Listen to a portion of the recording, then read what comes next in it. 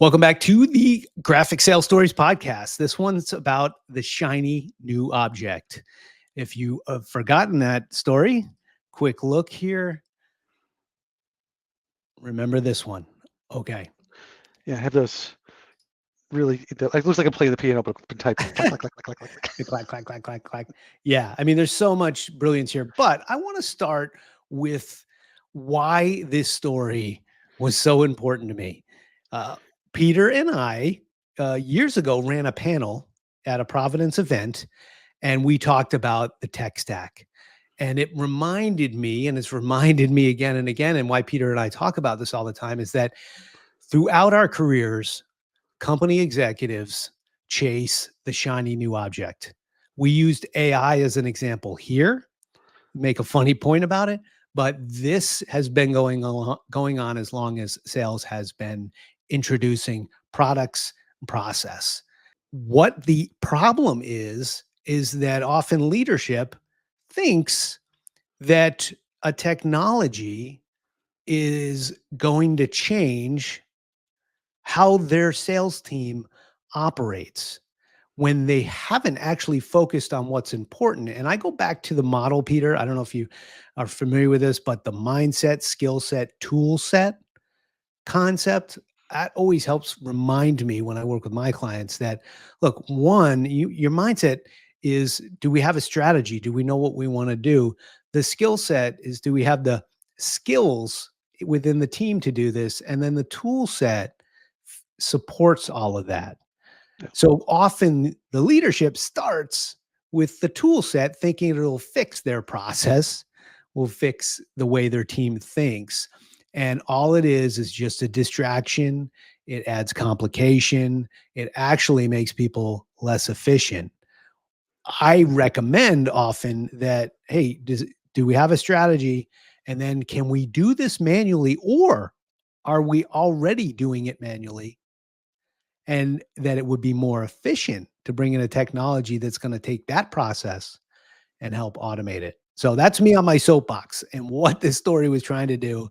But we've heard it time and again. And Peter has endless hysterical Endless, stories about this. So Peter. endless stories. But the shiny new object is really, it permeates through different areas, right? So there's a, I think when we were talking about the shiny new object and the AI, one of the things I brought up is, as you kind of mentioned, the process and so forth. So leadership wants to do the right thing, right? They want to be more productive and sell more things, and make people more successful.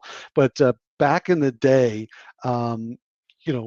we had this concept of the open office concept, the open floor plan, right? So everybody had a cube, and then they said, you know what, to be more efficient, let's get rid of the cube, let's get rid of the walls, and you guys are going to share desks now. So you come in, I actually literally had a cart with my stuff in it, and I had to roll it to an open desk, and that was my desk for the day, and that's where I worked in. No walls. And they expected me to cold call and bang out my calls on this open floor plan. And I'm like, this, I don't think you understand. It's like, in sales, people are, we're creatures of habit. We have to be. Like, so I was 8:30 to noontime to lunchtime making cold calls, setting up, trying to get those appointments. And then afternoon, right around 1 o'clock plus, that's when I was going out and doing my appointments. And every day, try to do the same thing. Now we got an open floor plan. I'm like, well, this just screwed up everything, because now everybody's in the office trying to get there. There's all kinds of noises going around, people moving their carts around, and just, you get up and you leave, and then all of a sudden somebody's sitting at your desk. Oh, I didn't think you were here. I'm like, well, that's my cart. It's right here. So then people started finding different places to go to work. And this is, I ended up working from home a lot and getting, hey, why aren't you in the office? I'm like, because there really isn't one. Like, that really is not an office. That's what Phil had it yesterday. So I'm not sure where my office is. So the point is they leadership believes, because they've researched it in consultants, or somebody's told them this is a good idea, but the actual day-to-day isn't. And they haven't thought about, okay, actually, how does this impact the people using? What's the process that they use, and how does this help generate revenue? And I can guarantee you it did not increase and drive positive revenue. So there's a lot of things when we think about shiny new objects of just, I always talk to pendulum swing. I'm like, we're over here, and then all of a sudden they see another object, and instead of trying to get to the middle and say, maybe we can balance this out, it's right over there. So, hey, we're selling this product today. Well, you know what? something is better, and people talk about compute. Let's just sell that now. I'm like, well, wait a minute. Is there some place in between, and can we slowly get there, and how do we transition? What's the sales story about this? How do we, how am I especially capturing, let my audience know that this is where we're focusing our attention, we're good at it. It's not just we're just not throwing it out there. So there's the shiny new object can be comical, but it has a drastic impact in the way you do business as the feet on the street, as the manager saying, where are we doing? Well, how do we focus on this? Is this helping me? Yeah, the weedy little details really matter. I pondered this a lot, where I'm like, why does the leadership think that that's going to help? And to give a practical tip to leadership that wants to introduce something, uh, get into the weeds with your team. This may mean shadowing a rep, shadowing the marketing department and how they do their job, interviewing them, involving them in the process. As a consultant, one of the things that I really strive to do is to understand the day-to-day of a rep, because that's who you're trying to help. And if you come in from above and you have lots of leadership meetings and you don't really have the perspective of the person, that how they operate, you're not going to save them time. And like Peter, we know this, salespeople are like water. They're going to go the path of least resistance. They're going to create their own systems. So if you try to enforce a system and yet you're paying them half of their salary on commission, they're allowed to ignore a lot of that direction because they have to make money. So they're not even, you can't really enforce certain behaviors or technologies either. So, last point on that is that I wonder why leaders often don't see these things. And often it's because they haven't kind of worked their way up always. And there's nothing wrong with that. But I think if you've been a rep and then you've moved into a management role and you moved your way up in frontline manager, like having that perspective of what the day-to-day is like really, really helps, And I do think that it's not that, positive intent. People want these decisions are made because they think it's going to help. And one of the stories I have, there's a lot to this, but I'll try to simplify it. Our leadership really wanted to make it easy for us to go to a customer, sign up, and at the time we're selling, it was telecommunications, right? So we're trying to sell internet and voice and MPLS networks or VPN and just large complex networks. And trying to price this out and design that for a customer. We also were building fiber to the network. It would just take a long time to get a quote. Like how long, how much is it going to cost us to build to them? What is it going to cost for us to have this 15 node network, whatever it be, that multiple different bandwidths? It was just very complicated. So it would take days to get a quote. And so the CEO was hearing it takes a long time to get a customer quote. So the customers are complaining, hey, we asked for something from a rep and it takes like a couple days to a week or so to get anything back. It's a pain in the butt. And so our CEO thinking, he's like, what would be great? They've got this new tool called an iPad. And if we can make an application that fits on the iPad that allows the sales rep to go up, get a quote instantaneously through the cloud, through the internet, and get that, and then the customer can sign on the iPad. We could do this. We could sell a lot more and be more efficient. So we should go in that direction. So we had the president of the sales organization said, let's take a step back and let's have a team review this. So I had fortunately been on this, called it the tools team, to review this. And our feedback after 6 months of having, we had multiple different VPs from globally and also from the area. We met a bunch of times. We really took our time looking at this. And our presentation back to the CEO and back to the leadership was, after reviewing everything, we've really just defined this as kind of Maslow's hierarchy. And we said, if you don't know Maslow's hierarchy, it's basically the chain from the bottom, like I need oxygen up to food, and look it up. Look up Maslow's hierarchy. So it's a pyramid. I don't want to spend too much time on that, but we basically said, okay, Maslow's hierarchy, but at the bottom, is just the basics of doing our business. The tools, and then the next is, hey, the quoting systems, and they kind of grew up. And the last thing we need is something as intuitive as an iPad. We need the foundation built first before we kind of jump to the top here. So we said, we don't have, in a lot of the offices, the internet's not consistent. We don't have working. This will tell you our age when I'm talking about this. The fax machines are not working. The color printers are not working. But so there's a lot of that oxygen we're saying to do our job wasn't available. And then even after that, like the tools to get the quoting system, they weren't up to par. So we give this whole presentation. CEO hears it, and basically this is great. I appreciate the feedback. Thank you very much. iPads for all of sales. Great. iPads all around. Did iPads you all around. see that presentation? So get the iPads to everybody, and they get this R&D IT to create some applications for it. And they were really good. So you can go on the iPad, see where a fiber was, see how close they are to the buildings. It didn't do the quoting because that was super complicated. So we just had this cool tool that would tell us, here's what the D&B information, Dun & Bradstreet for those who don't know, who's in this building, how many people in that. And so we had this great information. So when you're again, the age, knocking doors or trying to call on people, you had the list here on your iPad. It didn't do what we thought because IT couldn't figure out a way to build an application that would tie into the quoting systems and not make it so complicated.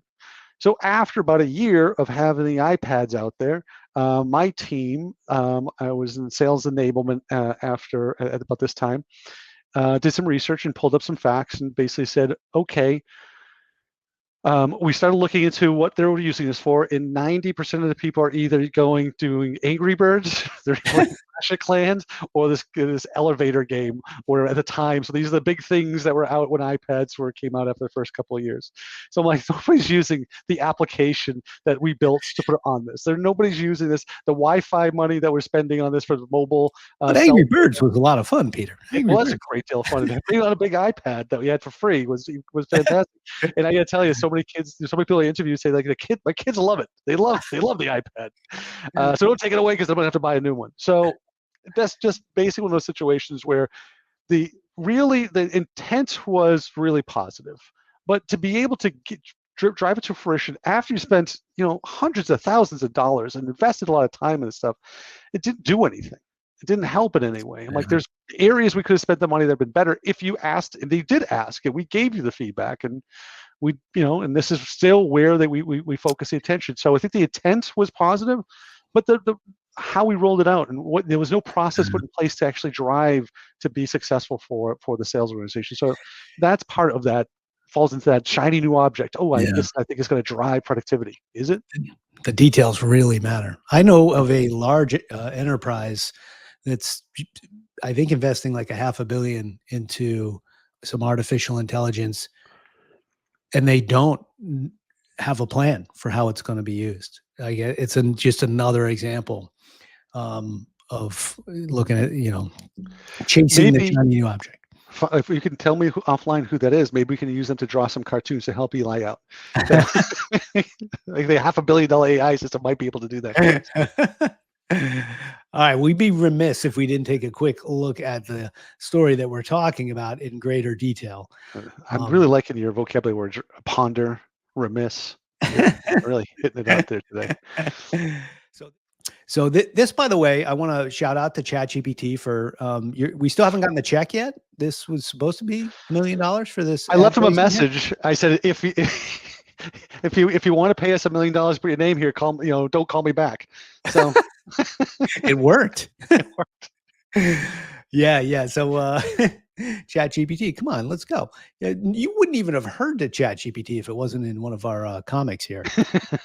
I think we introduced to a lot of people. But a little bit of the brilliance of Eli, and I just want to point out, like, look at that. Peter nailed the hair. Look at that big wave. I think it's pretty. Right? Your hair is in the similar position right now, but just the genius of the shadow behind it. There's little things that the details. It's amazing. It's just absolutely amazing. Absolutely. I mean, let's get closer there. Look at that. Just the coloring alone. The color of the eyes, stunning. Again, it's a handsome man. Yeah. No AI was used in this either. A little, if you know me, skateboard. Eli threw in a little bit of an Easter egg.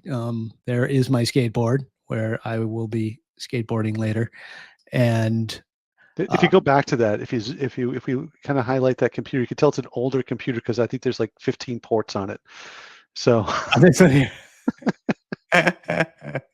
Yeah, what was the reference there, Eli? Was this So 2016? that old Pear computer that The he's old so pair. fond of drawing. Yeah. Yeah, a little call out too, by the way. Like there's lots of advertising opportunities here. Look at your placement and oh, the pair, Peter, the iCarly. The Does iCarly, yeah. If those who have, again, we age, if you have kids, I have all daughters. We watched iCarly, and when I saw the pair, I'm like, oh, that's iCarly. We borrowed that from iCarly. Little help? Yeah.